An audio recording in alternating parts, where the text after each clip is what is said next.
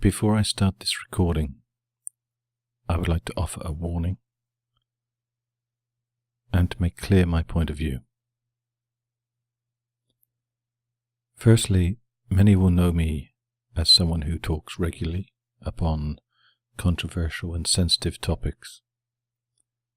I question what we are told by the mainstream media, by politicians,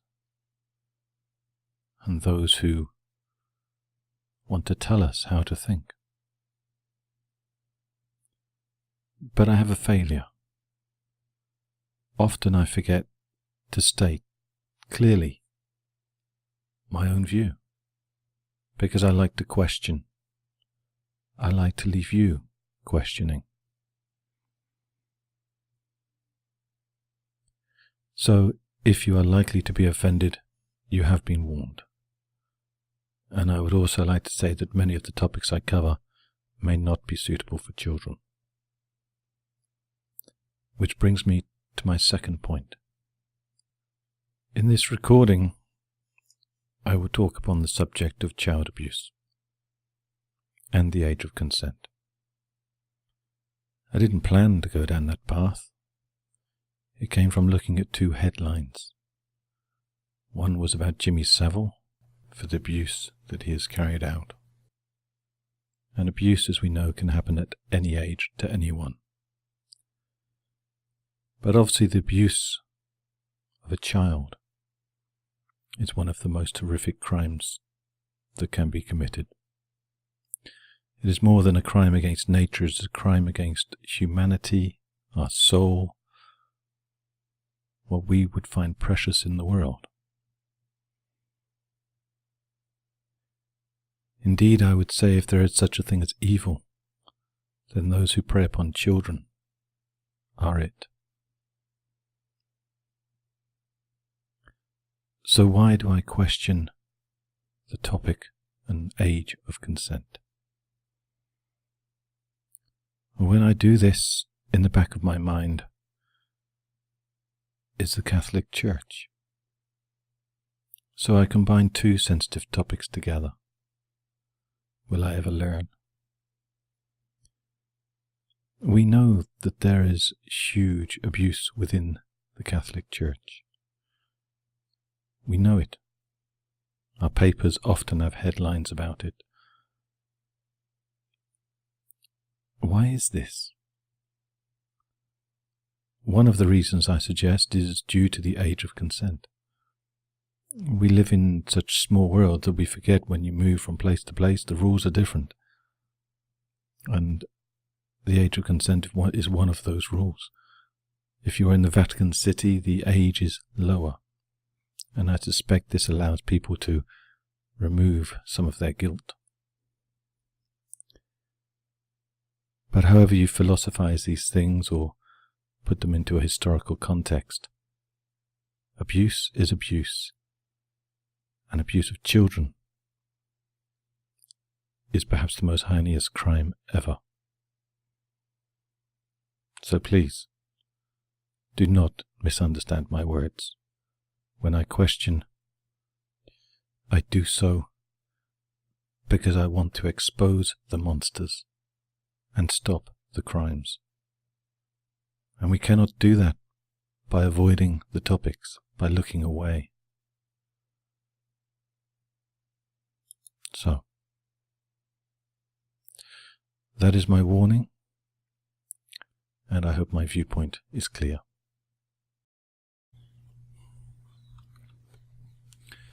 There is no such thing as a fact, and that, ladies and gentlemen, is still a fact.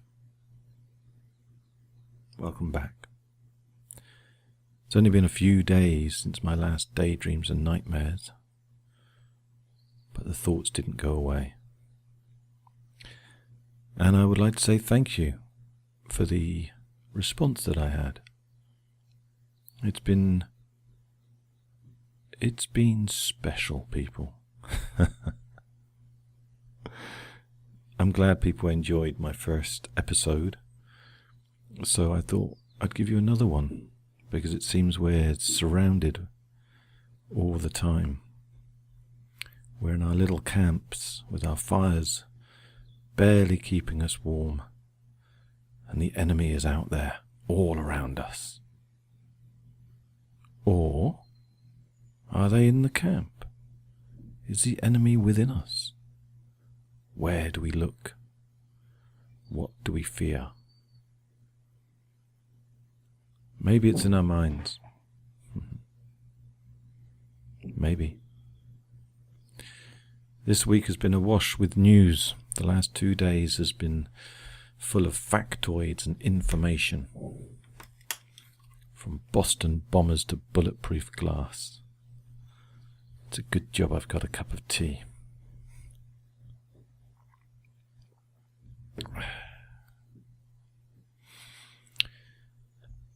Where did the bombers come from? Who were they? Chechenian? Saudi? Terrorists? Homegrown? Choose whichever phrase you want. There's enough information out there to drown you. Maybe that's what it's designed to do. Not long after the bombing happened, a fertilizer plant exploded in Texas. It was quite impressive, if that's the right word. When you see the video of it happening, we forget perhaps just the raw power of an explosion. The instantaneousness of it. How quickly we go from peace to destruction. Isn't that a little like our lives? You know, when you go through life and maybe somebody dies, the world changes instantly. That person is no longer there. You can't say sorry anymore. You can't hold them anymore. You can't explain why you did something anymore. It's gone. It's changed. But the one thing that does stay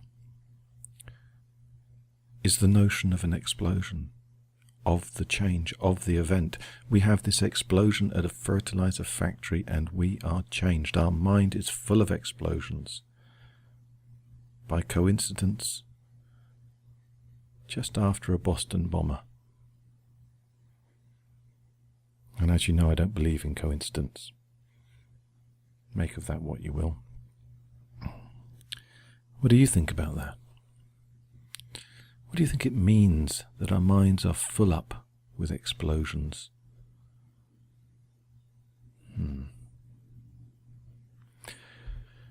Well, I'm sure there was other news. What other new and exciting things have happened this week? Oh yes. Alas, I'd like to find some good news, but what's leaping out at me is the same news that comes out as the Boston bombers do. Rolf Harris has been arrested, or more to the point was arrested, for sex crimes.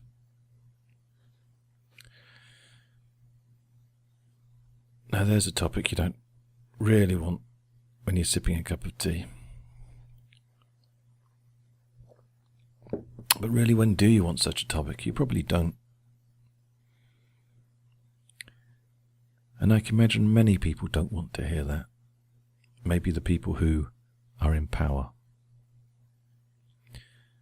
Maybe the people who were surrounded by these artists such as Rolf Harris. Or the DJ himself, Jimmy Savile, the monster, I suspect they will call him. Because now, today, again, they say that his abuse victims could have been 1,350. 1,350 victims. Now let's try and put that number in perspective. It's not one person doing that. I don't believe it. To have that many victims requires an organisation. And when we get these one or two people linked, it isn't really talked about as an organisation. It's always talked about as individuals, these names, these figureheads, these people that yesterday, before the explosion of the news, they were our foundation. Savile used to be a foundation of this country. Somebody that people would respect for his work, for charities, his running, his personality. He was eccentric, but he was seen as something great. In a way, he represented this country. And now he's seen as a monster. And what does that say on how we relate to him, to us?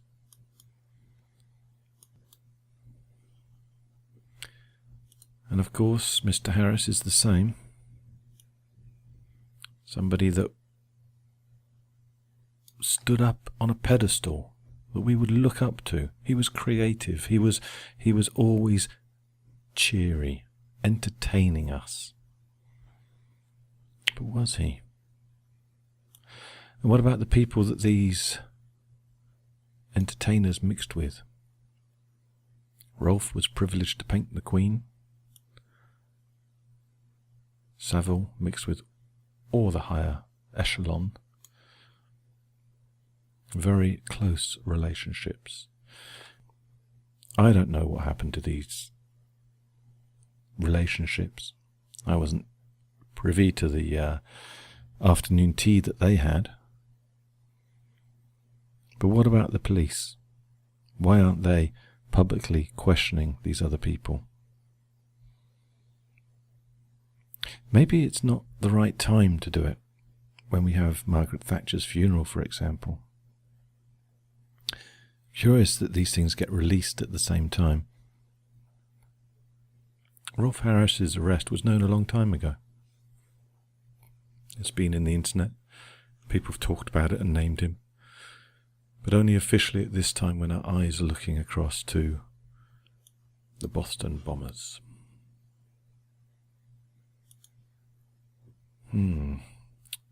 This ramble seems to be turning into a news chat. Maybe I'll make it into a two-part. Maybe we'll have some story with pictures to follow.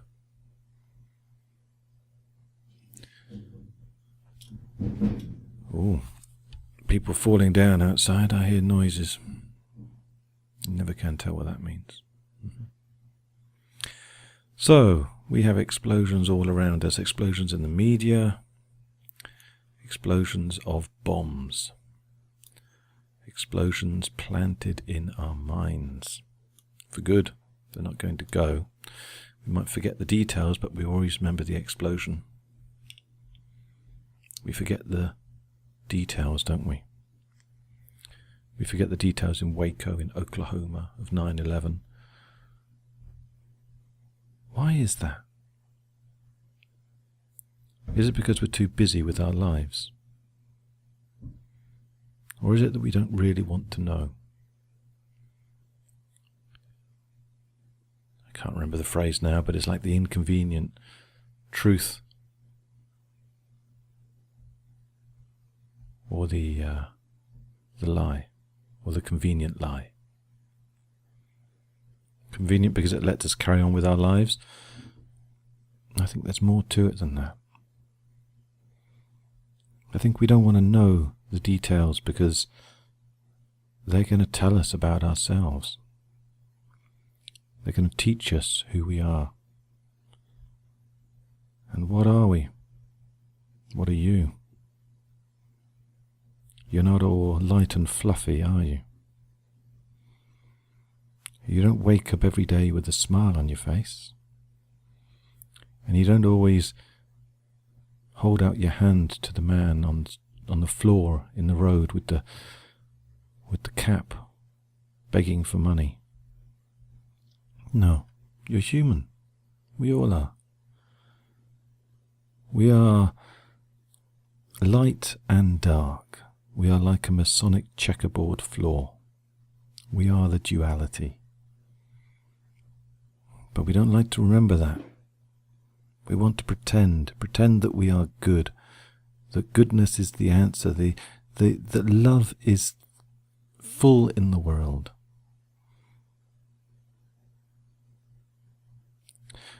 To confront who we are is to see the detail. For example, with the issue of abuse with Jimmy Savile, and I wasn't planning on talking about this so much. What is abuse in society? Obviously, I will strike that word from my dictionary, is to take advantage of someone without their consent. And that is a real crime. That is a horrific crime. People are drilling around me now. I think it's drills. Or I could be hearing things. I'll have a sip of tea and think.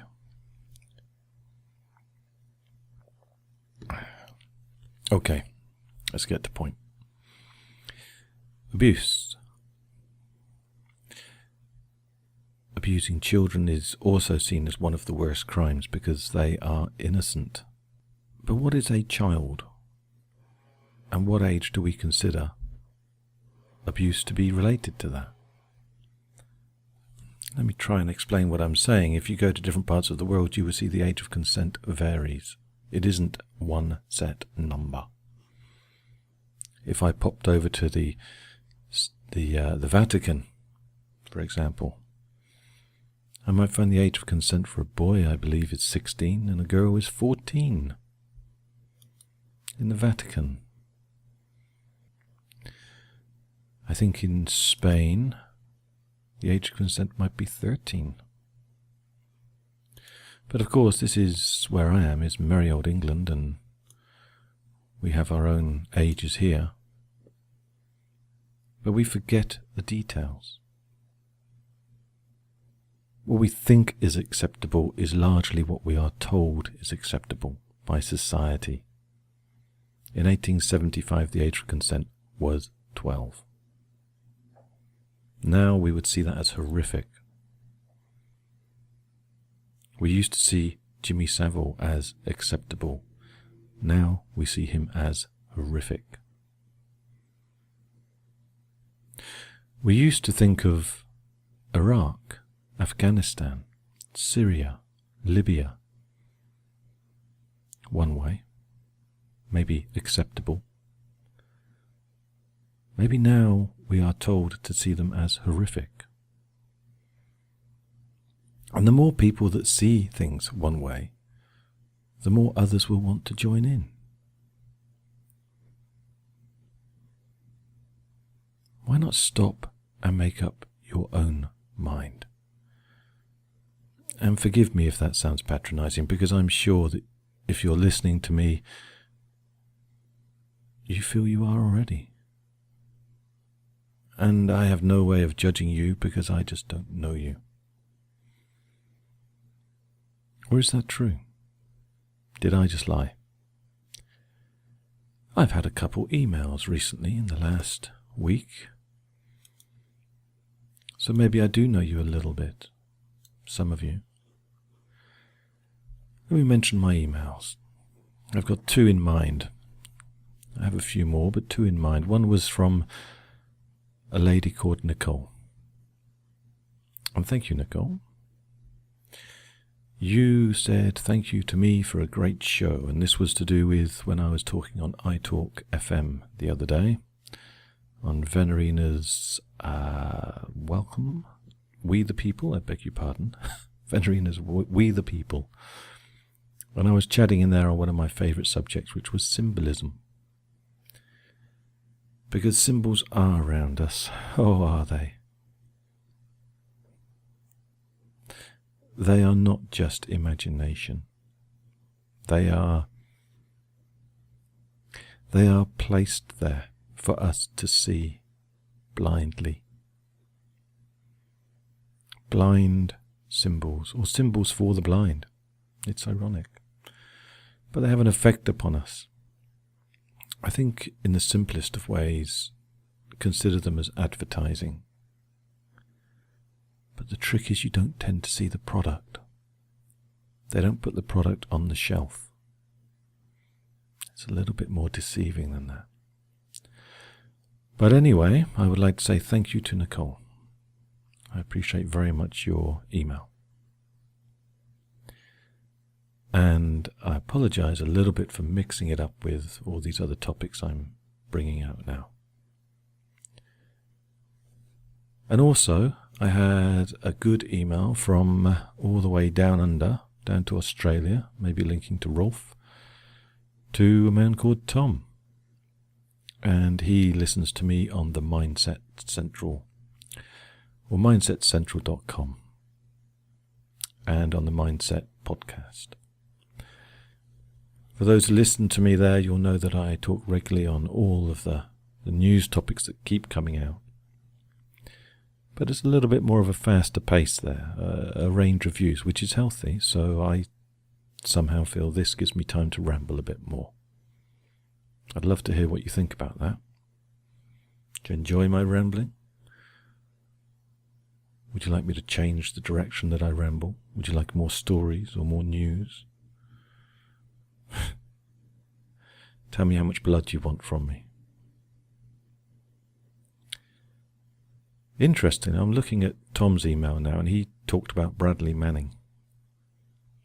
And for those of you who don't know, Bradley Manning was a, I guess the phrase is a whistleblower. He passed information about things with Iraq, I believe. Afghanistan at this moment. I'm sorry, I'm getting confused. It can happen. I need tea, clearly.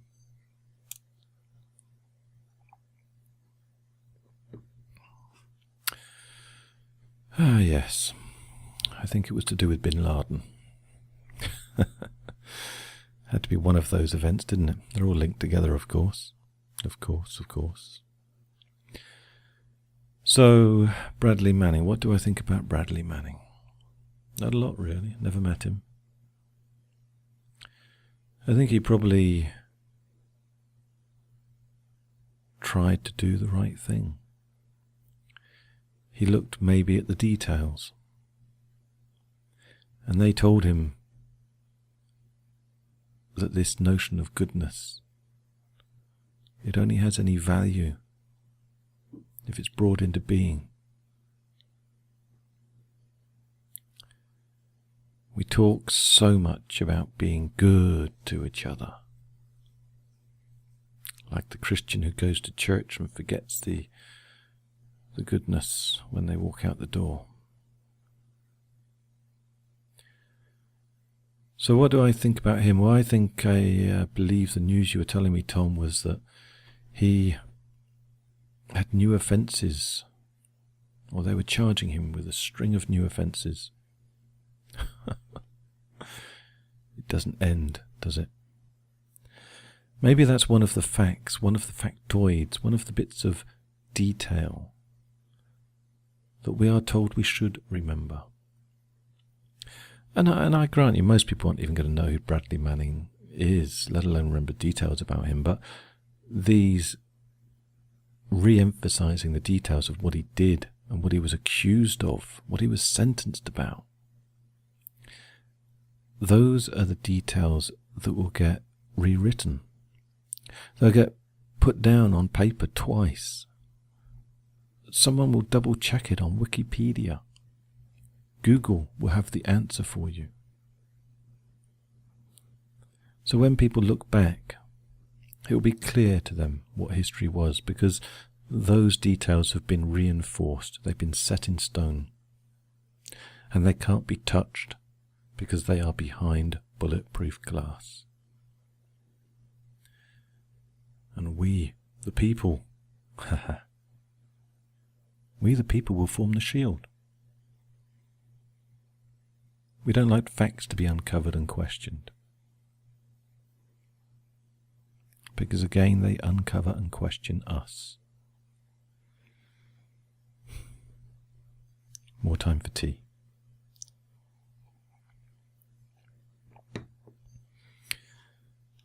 Oh, there is so much more news I could talk about. Stonehenge, the mainstream media is reporting today,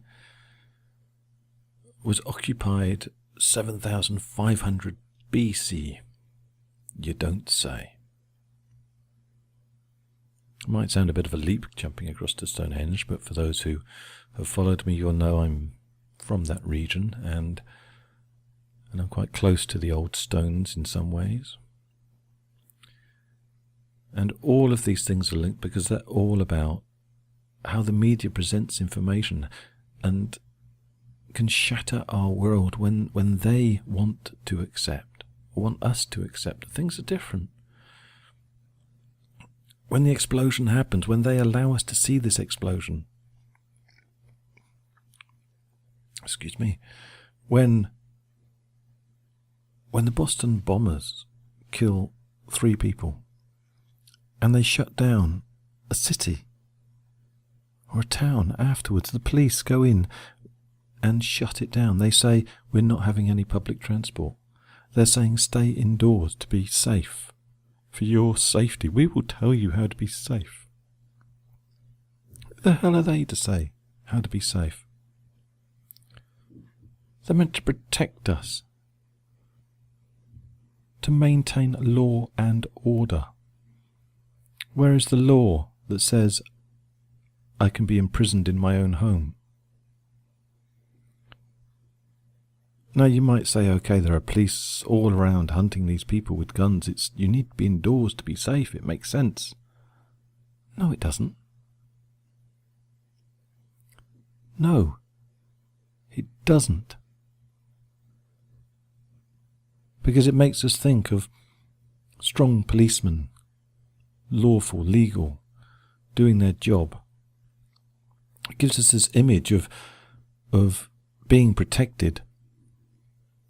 And in some ways, with our youth-obsessed culture, it makes us feel the strength and the power of humanity, of people, is out there to help us. And that's not quite true.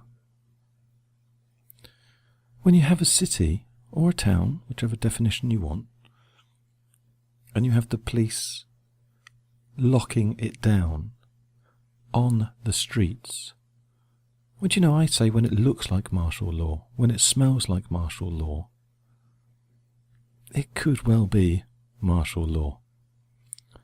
And how is it making us safe? Because we think we're strong to start with. What about the elderly, who maybe need their medication? Maybe have to go to hospital. Maybe don't have somebody to come and pick them up and drive them there in a nice, expensive police car. Maybe they need to get out. Maybe they're running low on food and they have to get that. And now they're afraid to leave their door. I wonder if it could actually cause any deaths. Sure, if you're young and healthy, you can take the day off work and lock your door. You can stay indoors.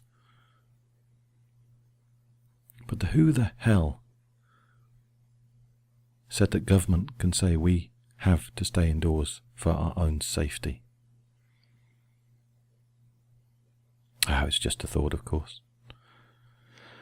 Like all my words, just rambling.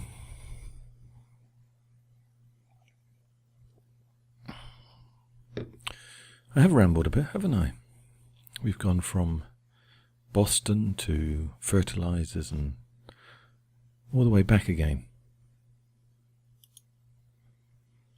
And I haven't told you any story. Well, not with pictures.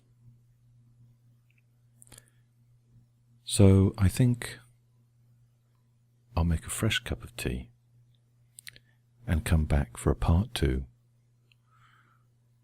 where you can, if you're still strong enough, not just listen but also watch. Not so much a news story, more of a rambling.